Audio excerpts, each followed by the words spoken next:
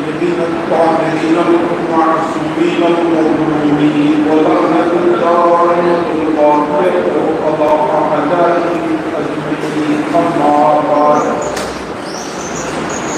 قال سبحانه وتعالى في كتابه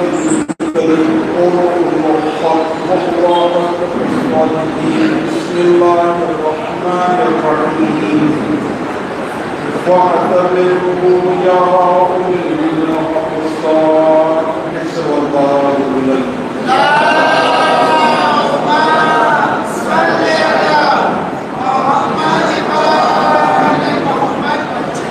असलवात कब्र में अंधारा रोशनी करना चाहिए।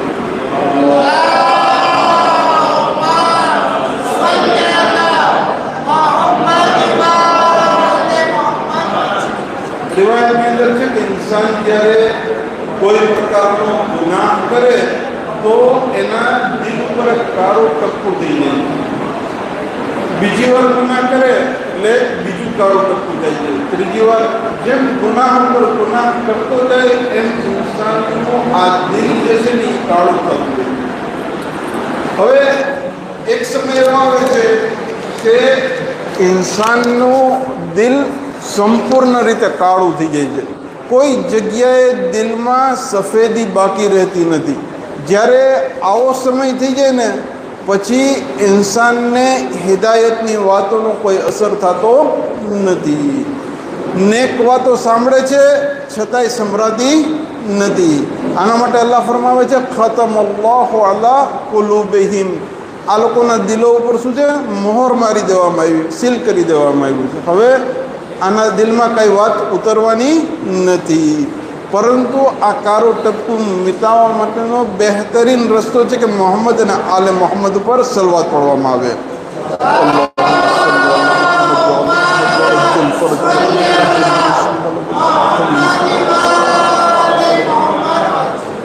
ગયા દર્શમાં મુખ્તસર આપણે બયાન કર્યું હતું કે ઇબરતનો અર્થ શું છે, ઇબરત કહેવાય કોને? એક ઝાહેરી બનાવ છે, આ ઝાહેરી બનાવની પાછળ રહેલા કારણો ઉપર વિચાર કરી અને એમાંથી આપણે નસીહત હાસિલ કરી, એનું નામ ઇબરત છે। એક હદીસ બયાન કરેલી હતી, આખર જમાનાની અંદર ઉમ્મતને ફિતનાઓ ઘેરી લેશે। હવે આ ફિતનાઓ જ્યારે ઉમ્મતને ઘેરી લેશે, સામાન્ય લોકો માટે હક શું છે, બાતિલ શું છે, સાચી વાત શું છે, ખોટી વાત શું છે, એ ખબર પડવી મુશ્કેલ થઈ જશે। એવા સમયે શું કરવું જોઈએ?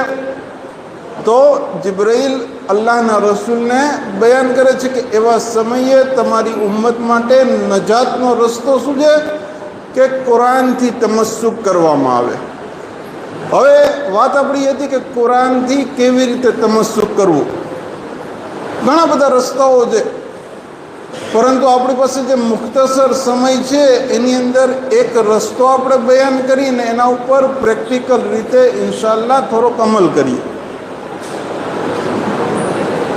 કુરાન શરીફની અંદર જે દાસ્તાનો બયાન થયેલી છે જૂની, આ દાસ્તાનોની અંદર ઘણા બધા પોઈન્ટ્સ છે, ઘણી બધી હિકમત ભરેલી વાતો છે જે આપણા માટે હિદાયતનો ચિરાગ છે।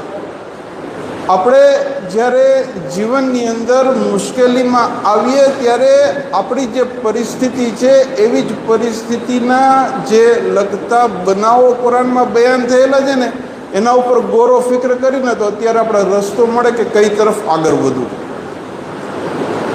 આ વાત આપણે બયાન કરી હતી। હવે આની અંદર આપણે કીધું હતું કે એક બીજી હદીસ બયાન કરી હતી કે મારી ઉમ્મત બની ઇસ્રાઈલની ઉમ્મતથી એકદમ મળતી હળતી આવે છે, જે બનાવો એમાં બન્યા હતા એને લગતા જ બનાવો જે છે આ ઉમ્મતમાં પણ બનશે।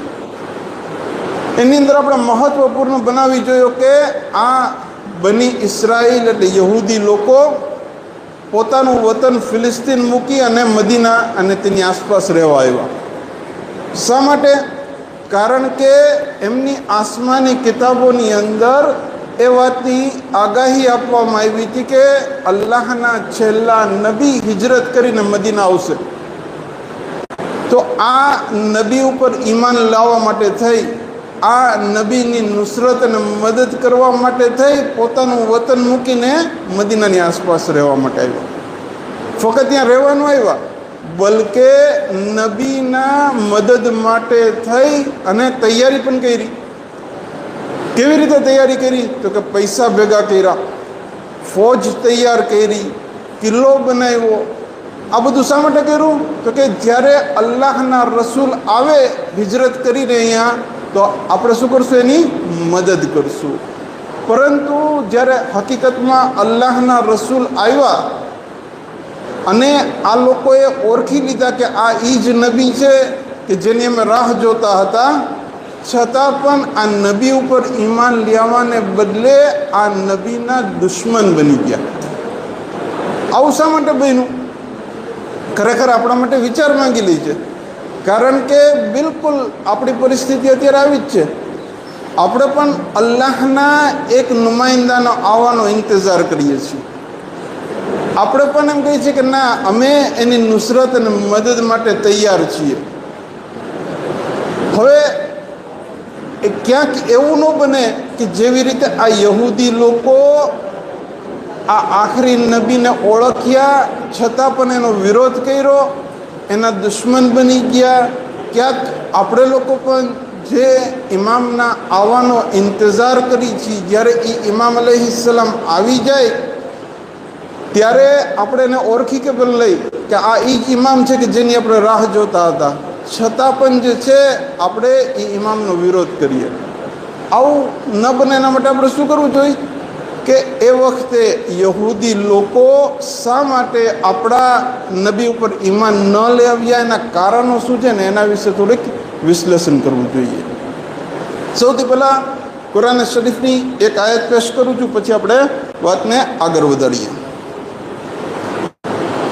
પરવર્તિગાર આલમ ફરમાવે છે, વલમ્મા જાઅહુમ કિતાબુમ મિન ઇન્દિલ્લાહિ મુસદ્દિકુન લિમા મઅહુમ. જ્યારે અલ્લાહ તરફથી કિતાબ આવી ગઈ. કઈ કિતાબ? કે આ કિતાબની અંદર એ વસ્તુઓ બયાન થયેલી છે કે જે એની પાસે છે એની તસદીક કરે છે, એનું સમર્થન કરે છે. વકાનુ મિન કબલો યસ્તફ્તિહુના અલલ લદીના કફરુ. અને આના પહેલાં આ લોકો જે કાફિર છે, નાસ્તિક છે, એની સામે બયાન કરતા હતા. કેવી રીતે બયાન કરતા હતા? કહેતા હતા કે આવા દો અમારા નબીને, પછી અમે તમને જોઈ લઈશું, પછી અમે જે છે એ તમારી સાથે લડશું, તમને હરાવશું. હવે આવી જે એ લોકો વાતો કરતા હતા, ફલમમાં જાઅહુમ મા અરફુ કફરુ બે. જેને ઓળખતા હતા એ નબી જ્યારે આવી ગયા ત્યારે એને સ્વીકારવાની બદલે એનો ઇનકાર કરી બેઠા. ફલાનતુલ્લાહી અલલ કાફિરીન. અલ્લાહની લાનત કાફિર લોકો ઉપર. આ આયતની તફસીરમાં નુરેશ શકલેન અને અહલે સુન્નત વલ જમાતની કિતાબ દુરુલ મંસૂરમાં આ રિવાયત નકલ થયેલી છે કે ઇમામ અલૈહિસ્સલામ ફરમાવે છે કે આ યહૂદી લોકોને એની આસમાની કિતાબમાં આખરી નબી હિજરત કરી અને બે પહાડની વચ્ચે જે શહેર છે ત્યાં આવવાના છે એની આગાહી હતી. આ આગાહીને આધારે આ લોકો નબીની મોહબ્બતમાં પોતાનું વતન ફલસ્તીન મૂકી અને મદીનાને શોધવા માટે નીકળી પડ્યા. જ્યારે આ લોકો મદીનાને શોધવા માટે નીકળી પડ્યા ત્યારે મદીનાની આસપાસની અમુક જગ્યાએ એ લોકોએ પડાવ નાખી દીધો. એને એક્ઝેક્ટ મદીનાની જગ્યા મળી નહીં. હવે આ જ લોકોના સાથીઓમાં ત્રીજો એક સમૂહ જે હતો, જ્યારે એના આ બધા લોકો ગયા તો એને યાદ આવી. એને એમ થયું કે આપણા જે ભાઈઓ છે એ લોકો ગયા છે, એને મળવાનો શોખ થયો. એટલે એ લોકો એક ગાઈડને લઈ અને એની સાથે સાથે મદીનાની તરફ જવા માટે નીકળ્યા. જ્યારે આ લોકો મદીનાની તરફ જવા માટે નીકળ્યા ત્યારે એક્ઝેક્ટ મદીનાની જગ્યા ઉપર પહોંચી ગયા. તો આ લોકોને ખુશી થઈ કે તોરાતમાં જે જગ્યાએ આખરી નબીના આવવાની આગાહી છે એ જગ્યાએ અમે પહોંચી ગયા. એટલે એના બધા આજુબાજુ જે બધા બીજા યહૂદી કબીલાઓ હતા એ બધાને કાગળ લખ્યા અને કીધું કે અમે એ જગ્યા ગોતી લીધી છે ને અહીંયા પહોંચી ગયા છીએ, તમે આવી જાઓ. એટલે આજુબાજુવાળા જે બધા કબીલાવાળા હતા ને કે ના, હવે અમે અહીંયા ઠરીધામ થઈ ગયા છીએ, અહીંયાથી ઊભા થવાનો અમને રસ નથી. જ્યારે પણ આખરી નબી આવે અમને કાગળ લખજો, અમે આવી જશું. હવે આના પછી વાત આગળ એ વધે છે કે એક બાદશાહ મદીના ઉપર હુમલો કરવા માટે આવે છે, મદીના ઉપર કબજો કરી અને રહેવા માંગે છે. ત્યારે આ યહૂદી લોકો કહે છે કે તું અહીંયા કબજો નહીં કરે, કારણ કે આ એ જગ્યા છે કે જ્યાં આખરી નબી હિજરત કરીને આવવાના છે. એટલે આ બાદશાહ કહે છે ઠીક છે, વાંધો નહીં, હું મારો એક માણસ અહીંયા મૂકીને જાઉં છું, અમુક લોકોને મૂકીને જાઉં છું, મારી નુમાઇંદગીમાં અહીંયા રહેશે. આ લોકો ત્યાં રહેવા માંડ્યા અને ધીમે ધીમે તેની વસ્તી વધવા માંડી. જ્યારે એની વસ્તી વધવા માંડી મદીનાની અંદર અને યહૂદીની વસ્તી ઓછી થાય એના મુકાબલામાં, ત્યારે શું કર્યું, આ બંને વચ્ચે લડાઈ થવા માંડી. આ બંનેના દરમિયાન લડાઈ થવા માંડી. એમાં આ યહૂદીઓ કમજોર પડવા માંડ્યા. જ્યારે આ યહૂદીઓ કમજોર પડવા માંડ્યા ને ત્યારે કીધું કે કાંઈ વાંધો નહીં, અત્યારે જે છે તમે લોકો તાકતવર છો, પરંતુ જ્યારે અમે જે નબીની રાહ જોઈ રહ્યા છીએ એ આવશે ને ત્યારે એની સાથે મળીને અમે તમને જોઈ લઈશું. પરંતુ જ્યારે આ આખરી નબી આવે છે, ઓળખી લે છે, છતાં પણ આ યહૂદીઓ એના ઉપર ઈમાન નથી લેવતા. શા માટે ઈમાન નથી લેવતા? એના ઘણા બધા કારણો છે. આ ઘણા બધા કારણોમાંથી એક કારણ ઇન્શાલ્લાહ આજે હું બયાન કરું છું. હાલાકે રિવાયતની અંદર છે કે આ લોકો જ્યારે આ બીજી કોમના માણસો યહૂદીઓને હેરાન કરતા ત્યારે અલ્લાહ પાસે એ લોકો આ રીતે દુઆ કરતા હતા, અલ્લાહુમ્મા મંસુરના બિન નબી ઇલ મબૂસ ફી આખિર ઝમાન અલ્લજી નજદહુ નાતહુ ફી તૌરાત.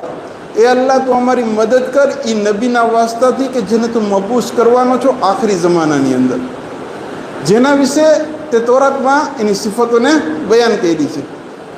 આવી રીતે એ લોકો અલ્લાહ પાસે દુઆ કરતા હતા. બીજી નકલમાં છે કે એ લોકો આ રીતે દુઆ કરતા હતા, અલ્લાહુમ્મા ઇન્ના નસ્તનસિરુકા બિહક્કી નબી ઇલ ઉમ્મી ઇલ્લા નસરતના અલૈહિમ.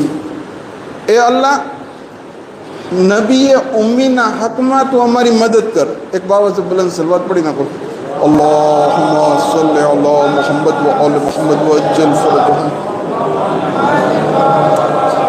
વાલેકુમ સલામ. અમને કામયાબી અતા કર આ લોકો ઉપર. તમે જોયું કે અલ્લાહ પાસે આ છેલ્લા નબીનો વાસ્તો દઈ અને દુઆ માંગતા હતા, પરંતુ આવ્યા આ નબીને ઓળખ્યા છતાં એનો વિરોધ કર્યો. શા માટે? ઘણા બધા કારણો છે, પરંતુ એમાંથી એક આયત બયાન કરું ને થોડુંક એનું વિશ્લેષણ અને તમારી જહેમતને તમામ કરું. અફકુલ્લમા જાઅકુમ રસૂલુન બિમા લા તહવા અનફુસુકુમ. જ્યારે તમારી પાસે કોઈ અલ્લાહનો રસૂલ આવે છે અને એવી વાત લઈને આવે છે કે જે તમારી મનગમતી નથી, ફસ્તકબરતુમ ફરીકન કઝબતુમ વ ફરીકન તક્તુલૂન. તમે લોકો શું કરો છો? એના મુકાબલામાં હાથ ધર્મી કરો છો કે ના, આ વાત તમને માનવી નથી. એમાંથી અમુક લોકોને તમે જૂઠલાવો છો કે ના, તમે અસલન અલ્લાહના નબી નથી, અને અમુક અંબિયાઓને તમે શહીદ કરી નાખો છો.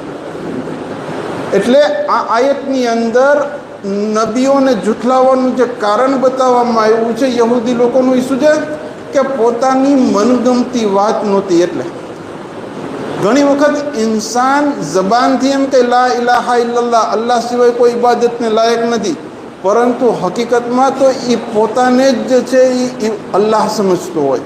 પોતાના મનની મરજીની વિરુદ્ધની વાત કબૂલ કરવા માટે તૈયાર હોતો નથી. સાદા સાદા ઉદાહરણ આપું. ઇન્શાલ્લાહ આપણે અહીંયા કોઈ એવું નથી. ભાવનગરમાં ક્યાંક દુનિયામાં દૂર કોઈ જગ્યાએ મોમિનોની વસ્તીમાં અમુક મોમિનો એવા હશે, બરાબર ને? આપણે અહીંયા કોઈ એવું નથી. દાખલા તરીકે કહેવામાં આવે કે દાઢી મૂંડવી હરામ છે. હવે અહીંયા બે પ્રકારના લોકો આવ્યા. એક પ્રકારના લોકો કેવા આવ્યા? તરત જ જે છે એ તકલીફને જ ઉડાડી દે. એટલે ન દાઢીની પરેશાની ન ફૂંસની પરેશાની. જેવી રીતે મુશ્રિક લોકો શું કરતા? અલ્લાહના રસૂલ ઉપર જ ઈમાન ન લેવું, જેથી કરીને કોઈ પ્રકારના ન વાજિબાત ન મુહર્રમાત એટલે યફ જોર અમામ કે આપણો સામેનો રસ્તો ખુલ્લો રહી, જે ચાહી રીતે અમલ કરીએ. એટલે અમુક લોકો શું છે, સામે આવે કે હદીસથી ક્યાં સાબિત છે, આ તો ઓલમા કહી છે. આલિમ એને કહેવાય જ નહીં કે જે હદીસની વિરુદ્ધ કોઈ વાતને બયાન કરે. આલિમ એ છે કે જે અલ્લાહની કિતાબ અને અહલે બેતની તાલીમને બયાન કરે. અગર કોઈ આલિમ પોતાનો વ્યક્તિગત મત બયાન કરે તો એ મોમિન નથી રહેતો. આલિમ તો દૂરની વાત છે. હકીકતમાં શું છે કે ઘણી વખત રિવાયતની અંદર કોઈ વાત સ્પષ્ટ રીતે બયાન થયેલી હોય છે, ઘણી વખત રિવાયતની અંદર કોઈ વાત સ્પષ્ટ રીતે બયાન નથી થયેલી હોતી, બલકે એમાં એક કાનૂન આપેલો હોય છે. આ કાનૂનને સમજી અને આ મસલાનો હુકમ જાણવા માટે મહેનત કરવી પડે છે. મુજતહિદ આ મહેનત કરે છે અને લોકો સુધી અલ્લાહનો હુકમ પહોંચાડવાની કોશિશ કરે છે. હવે એક લોકો તો આવા એવા કે અસલન શું કર્યું, તકલીફનો ઇનકાર કરી દીધો. બીજા અમુક લોકો કેવા હોય, ના ના કઈ જગ્યાએ ફતવામાં લખ્યું છે કે દાઢી મૂંડવું, કઈ જગ્યાએ ફતવામાં લખ્યું છે કે દાઢી રાખવી જોઈએ, ખાલી મૂંડવું હરામ છે ને, અમે તો બ્લેડ નથી મારતા, ઝીરોનું મશીન મારીએ છીએ. ભાઈ તમે ઝીરોનું મશીન મારો કે બ્લેડ મારો, એનાથી શરીયતને કાંઈ લેવા દેવા નથી. શરીયત એમ કહે છે કે દાઢી રાખવી એવી જોઈ કે કોઈ સામાન્ય ઇન્સાન જોઈ તો એમ કહી કે દાઢી રાખેલી છે. હજના મસલામાં તમે જો, જ્યાં કોઈ માણસને ટકો કરાવવા માટે પતરીથી બીક લાગતી હોય તો અગર ઝીરોના મશીનથી એ ટકો કરી નાખે તો કાફી છે, મુજઝી છે, ફતવો બયાન થઈ ચૂકેલો છે, ત્યાં ચાલે છે. બરાબર છે. તો આ પણ અહીંયા એવું જ છે કે દાઢી જે છે, અગર કોઈ ઇન્સાન ઝીરોનું મશીન મારે તોય મૂંડી જ કહેવાશે, એમાં કોઈ ફરક નથી. શબ્દો બદલાવી લેવાથી જે છે વસ્તુ બદલાઈ જતી નથી. આ એક સામાન્ય મિસાલ આપી. બરાબર છે. ઇન્શાલ્લાહ આપણા દરમિયાન કોઈ એવું નથી. આપણાથી દૂર ક્યાંક મોમીનોની વસ્તીમાં અમુક મોમીનો આવા હશે. એટલે આ લોકો જે અલ્લાહના રસૂલનો ઇનકાર કરે છે એનું પહેલું કારણ શું છે, પોતાની મનગમતી વાત જે છે ને એ નહોતી, એટલે એને શું કર્યો, અલ્લાહના રસૂલનો ઇનકાર કર્યો. આવો બીજી વાત બયાન કરું, બીજી મિસાલ આપું, નાની નાની મિસાલ આપું. જો અત્યારે હું ઇન્શાલ્લાહ કોઈક વખત મોકો રહેશે ને તો દકીક અને મોટી મોટી મિસાલ આપીશ, જ્યારે આપણો સમાજ એવી મિસાલ સાંભળવા માટે તૈયાર થઈ જશે. બીજી એક નાની મિસાલ આપું. ખુમ્સ આપવું વાજિબ છે, બરાબર છે ને, અલ્હમ્દુલિલ્લાહ આપણે ખુમ્સ અદા કરવું છે, પરંતુ આપણાથી પૈસા છૂટતા નથી.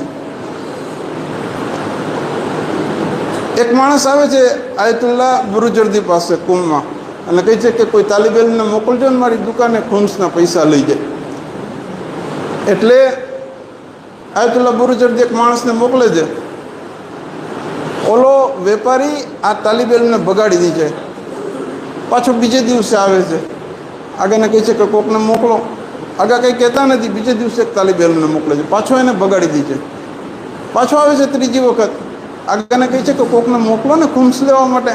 એટલે આગળ કહે છે કે 2 વખત તો હું એ મોકલા અને તે બગાડી દીધા. તો કે ના, એવા કોકને મોકલો ને કે જે મારી પાસેથી લઈ શકે, કારણ કે દેવું છે પણ છૂટતા નથી મારાથી પૈસા. આવું છે અત્યારે. દાખલા તરીકે ખુમ્સ કાઢવું છે પણ શું કરવું છે, પોતાની મરજી મુજબ વાપરવું છે. એક મિસાલ આપું. અમુક લોકો એમ કહે કે ઇજાઝત લઈ લઈએ આપણે. ઇજાઝત લઈ લેવાથી મનમાની કરવાની ઇજાઝત નથી. જે વસ્તુની ઇજાઝત આપી હોય એમાં ખુમ્સ વાપરવાનું છે. હું એક સંસ્થામાં અમુક કામો સંભાળતો હતો. એમાં એક વખત કોઈ મમ્મીનો ફોન આવ્યો કે મારે જે છે ફલાણું કામ કરવું છે, એના માટે આટલું ડોનેશન દેવું છે. બધી વાત કમ્પ્લીટ થઈ ગયા પછી છેલ્લે એ પૂછ્યું કે તમારી પાસે ખુમ્સનો ઇજાઝો છે? જો તારે ખુમ્સના પૈસા દેવાના હોય તો મુસ્તહિદે અમને ઇજાઝત આપી હોય તો એ મુજબ ખર્ચ કરવાના હોય, તારી મનની મરજી મુજબ ખર્ચ કરવાના ન હોય. આ તો શું છે, મીઠાઈની દુકાન ઉપર દાદાનો ફાતિયો પડાવી નાખવો છે, બરાબર ને. ખુમ્સના પૈસા છે એટલે ડોનેશન કરી નાખવું છે અને ઇજાઝામાં વાપરી નાખવા છે અને પાછા પોતાની મરજી મુજબ ખર્ચ કરાવવા છે. આ નાની નાની એક બે મિસાલ આપું છો, હજી ઘણી છે માશાલ્લાહ મિસાલો. ઇન્શાલ્લાહ આપણા દરમિયાન કોઈ એવું નથી. ક્યાંક દૂર મોમિનોની વસ્તીમાં અમુક લોકો એવા હશે. વાત આપણી હતી કે આ યહૂદી લોકો અલ્લાહના રસૂલને ઓળખવા છતાં અલ્લાહના રસૂલનો ઇનકાર શા માટે કરે છે? એનું એક કારણ મેં બયાન કર્યું કે પોતાની મનગમતી વાત જે છે હતી નહીં, એટલા માટે શું કર્યો? અલ્લાહના રસૂલનો વિરોધ કર્યો. ઇન્શાલ્લાહ આ માહે મુબારક રમઝાનમાં, આ શબે કદ્રમાં અલ્લાહ પાસે આપણે બધા એ દુઆ માંગીએ કે પરવરદિગાર, અમને તારી મરજી મુજબ જીવન જીવવાની તૌફીક ઇનાયત કરજો.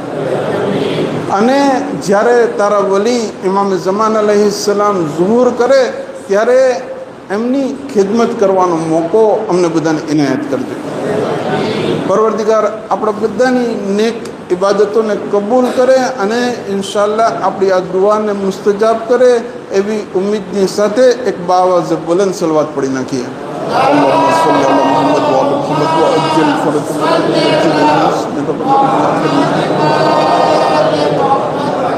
સરસ. એક વખત ખાલી ખુલાસો બયાન કરી દઉં. ઇબરત એટલે કોઈ બનાવ જે છે એના વિશે વિચાર કરી, એના પાછળ રહેલા કારણોને જાણી અને એમાંથી નસીહત હાસિલ કરવી. આખર જમાનામાં ફિતના ફસાદનો જમાનો છે. હક બાતિલ જે છે એ ગૂંચવાઈ જશે. ઇન્સાનને ખબર નહીં પડે કે હક કઈ તરફ છે. આ હક કઈ તરફ છે એ ઓળખવા માટેનો બહેતરીન રસ્તો જે છે એ કુરાનથી તમસ્સુક છે. કુરાનથી તમસ્સુક કરવા માટેનો આસાન તરીન રસ્તો શું છે? કે જે દાસ્તાનો બયાન થયેલી છે ને એના ઉપર ગૌર ફિક્ર કરવામાં આવે અને એમાંથી નસીહત હાસિલ કરવામાં આવે. એ દાસ્તાનોમાંથી એક દાસ્તાન આ યહૂદી લોકોની છે કે જે અલ્લાહના રસૂલનો ઇંતજાર કરતા હતા, એની મદદ માટેની તૈયારી કરતા હતા, છતાં પણ જ્યારે અલ્લાહના રસૂલ આવે છે ત્યારે એનો ઇનકાર કરી દે છે, એના વિરુદ્ધમાં ઊભા થઈ જાય છે. એનું કારણ શું છે? કારણ એ જ હતું કે પોતાની મનગમતી વાત નહોતી. ઇન્શાલ્લાહ પરવરદિગાર આપણે આવી રીતે મનગમતી વાતોને અનુસરવાથી બચવાની તૌફીક ઇનાયત કરે. અલ્હમ્દુલિલ્લાહ રબ્બિલ આલમીન. અલ્લાહુમ્મા સલ્લી અલા મુહમ્મદ વ આલિ મુહમ્મદ.